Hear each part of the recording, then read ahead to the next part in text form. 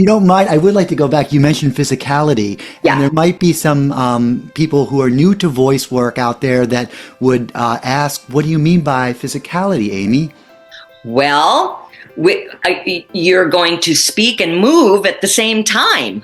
And see how the breath is everything, yes? Yeah. And we find when we're in front of people, whether you believe it or not, you're holding your breath in your body somewhere. If you're at all uncomfortable, even if you're completely comfortable, if you're giving a presentation, you're usually not getting the oxygen to your whole body.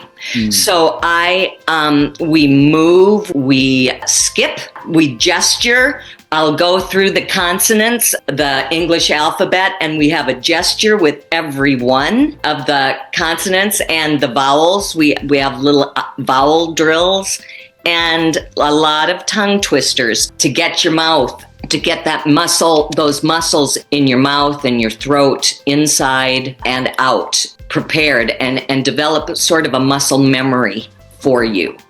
Yes, and physicality along with text comes into play in my class too. I like to take a simple text and speak it every kind of way possible, even if it doesn't make sense, and if at first it doesn't make sense, you'll find a way to make it make sense. But I like to get my students to think out of the box and shake it up and not worry about being proper, and realize text can be written beautifully. You can have the most lovely written argument in the world, but if you don't speak it with intention, it's not going to be understood the way you want it to be.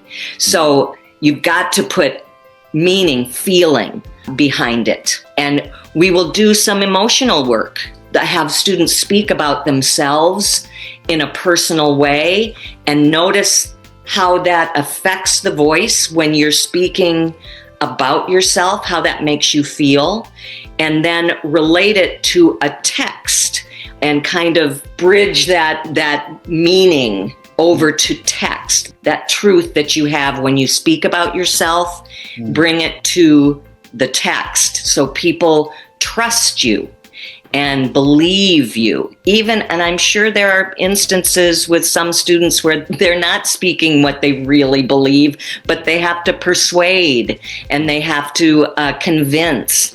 And I'm sure a lot of lawyers feel like actors sometimes, and a lot of actors feel like lawyers.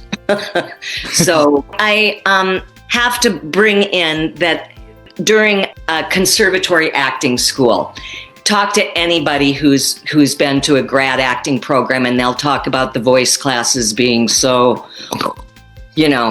dry and, oh God, Yeah. The work can be tedious. And within about the last 15 years, I have been determined to make this work interactive. And I don't want to say fun, like it's fun, but I do want to make it enjoyable and fun and explorative.